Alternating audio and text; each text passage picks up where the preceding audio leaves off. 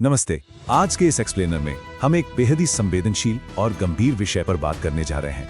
हम मध्य प्रदेश के बरगी डैम में हुई उस दुखद त्रासदी को गहराई से डिकोड करेंगे जिसने पूरे देश को झकझोर कर रख दिया।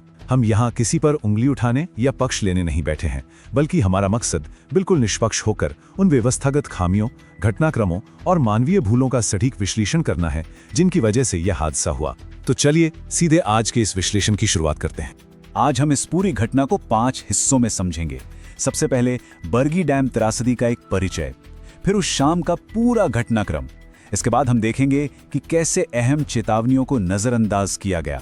फिर बात करेंगे रेस्क्यू ऑपरेशन और उसमें हुए मानवीय नुकसान की, और आखिर में जानेंगे कि प्रशासन ने जवाबदेही तय करने के लिए क्या कदम उठाए हैं। तो चलिए सबसे पहले बात करते हैं उस दिन की शुरुआत की। जगह थी मध्य प्रदेश के जबलपुर में स्थित बरगी डैम। नर्मदा नदी पर मध्य प्रदेश टूरिज्म का एक क्रूज अपनी बिल्कुल नॉर्मल रूटीन यात्रा पर था। लोगों के लिए ये एक आम और खुशनुमा शाम थी, लेकिन कुछ ही पलों में ये एक ऐसा सफर बन गया जिसने कई जिंदगियों को हमेशा के लिए बदल दिया। अब सबसे बड़ा सवाल यही है ना कि आखिर एक रूटीन टूरिस्ट क्रूज जो लोगों के मनोरंजन के लिए बना था, अचानक एक इतने बड़े और जानलेवा हादसे में कैसे बदल गया? कैसे हंसी खुशी का वो माहौल अचानक चीख पुकार में तब्दील हो गया? इस खौफनाक मंजर की हकीकत को समझने के लिए वहां मौजूद एक सर्वाइवर के रोंगटे खड़े कर देने वाले इस बयान पर गौर कीजिए। उन्होंने बताया, वहां चीख पुकार मची थी, नाव डूब रही थी और लोग मदद के लिए रो रहे थे।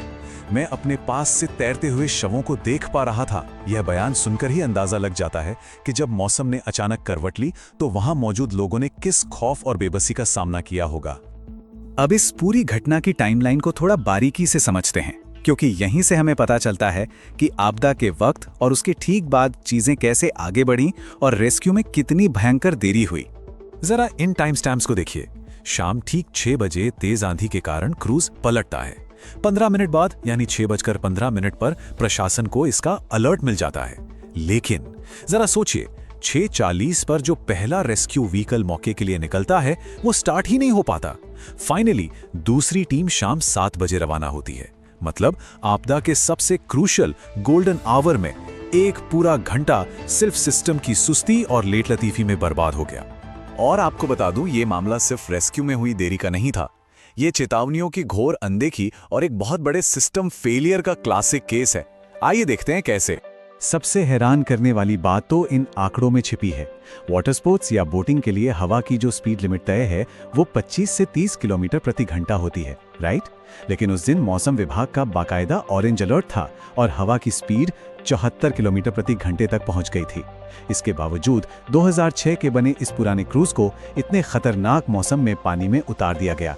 ये तो सीधे सीधे खतरे से खेलने वाली बात हो गई। और बात सिर्फ मौसम की अनदेखी तक सीमित नहीं थी। नियमों की धज्जियां हर स्तर पर उड़े। ऑफिशियल रिकॉर्ड कहता है कि सिर्फ 29 पैसेंजर्स के लिए टिकट इशू हुए थे, लेकिन सीसीटीवी फुटेज और ग्राउंड रिपोर्ट्स बिल्कुल अलग कहानी बयां करते हैं। क्रूज पर 43 से 47 लोग सवार थे। साफ तौर पर यह क्षमता से ज्यादा लोगों को ठूस कर भरने यानी ओवरक्राउडिंग का मामला है, जो क्रूज के डूबने का एक और बड़ा कारण बना। एक तरफ हमारे पास मध्य प्रदेश का स्टेट डिजास्टर मैनेजमेंट प्लान जैसा भारी भरकम और मजबूत डॉक्यूमेंट है, जो नीतियों के हिसाब से एकदम परफेक्ट है।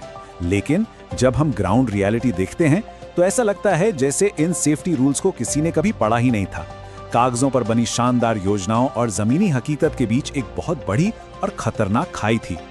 अगर हम स्पेसिफिक सेफ्टी लैप्सेस की बात करें तो लिस्ट बहुत लंबी है। सबसे शॉकिंग बात, पैसेंजर्स को क्रूज पर चढ़ने से पहले लाइफ जैकेट्स ही नहीं दी गई थी। जैकेट्स सील पैक में रखी हुई थी।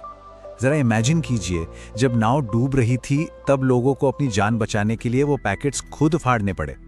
ऊपर से मौसम का ऑरेंज अलर्ट पूरी तरह इग्नोर किया गया और सर्वाइवर्स ने बताया है कि तेज हवाओं के बीच वो चिल्लाते रहे, मिन्नतें करते रहे कि नाव को किनारे ले चलो, लेकिन ऑपरेटर ने उनकी एक नहीं सुनी।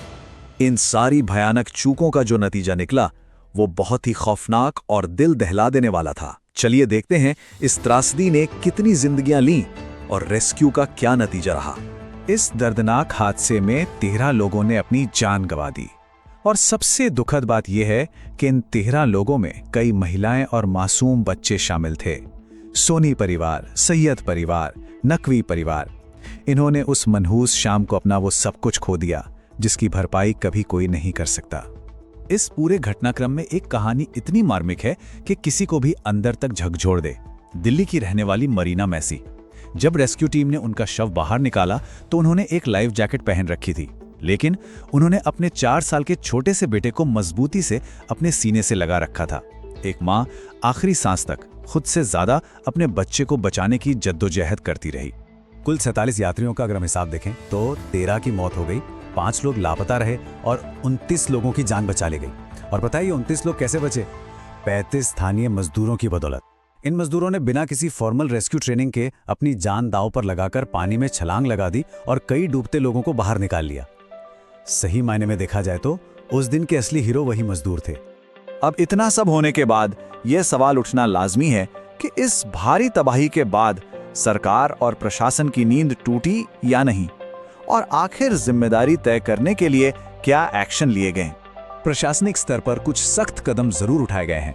क्रूज के पायलट महेश पटेल और हेल्पर छोटेलाल गौंड को तुरंत प्रभाव से नौकरी से निकाल दिया गया है। इसके अलावा बोट क्लब के मैनेजर सुनील मरावी को सस्पेंड कर दिया गया है।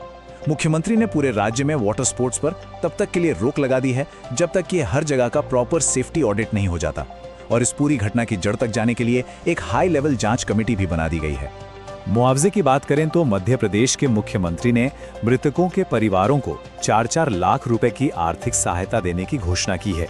वहीं केंद्र की तरफ से भी प्रधानमंत्री राष्ट्रीय राहत कोष से मृतकों के परिजनों को 2 लाख रुपए और घायलों को 50,000 रुपए की सहायता राशि दी जा रही है। हालांकि हम सब जानते हैं कि कोई भी रकम गई हुई जान वापस नहीं ला सकती। और यहीं पर यह पूरा विश्लेषण हमें सोचने पर मजबूर कर देता है, एक बहुत ही अहम सवाल पर लाकर खड़ा कर देता है।